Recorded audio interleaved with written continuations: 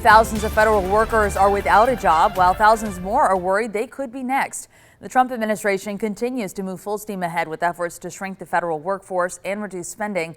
Some of the workers hit hard by the cuts include military veterans, which make up about 30% of the federal workforce.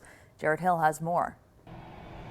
Nearly a month back in office, President Donald Trump with a victory lap at Sunday's Daytona 500. Our country is doing well again. Praise from some in the sold-out crowd as the president and ally Elon Musk continue full throttle in reshaping the federal government. I think he's doing good things. It's just going to take time. But steep cuts in the federal workforce are leaving thousands of employees on edge. At least 1,300 people have been laid off at the Centers for Disease Control and Prevention. More than 1,000 employees cut from the Department of Veterans Affairs. And thousands of probationary workers across multiple departments received termination notices last week. Among them, Chelsea Milburn, a Navy veteran based in Nevada, fired from the Department of Education. Government reform can be a good thing, but it's not good to take broad sweeping actions that don't take into account people's lives, their performance, or, their service to this country.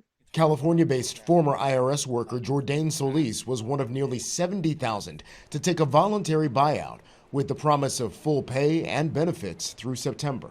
To treat employees like this and to say, hey, either take this offer now or, potentially get laid off later, that was very disrespectful to most of the federal workforce. Those job cuts now being challenged in the courts, part of at least 70 lawsuits the Trump administration is already facing. Also today, Secretary of State Marco Rubio continues his Middle East trip with meetings in Saudi Arabia. A day after President Trump told reporters he hopes to also head there to discuss a Russia-Ukraine peace deal with Russian President Vladimir Putin soon.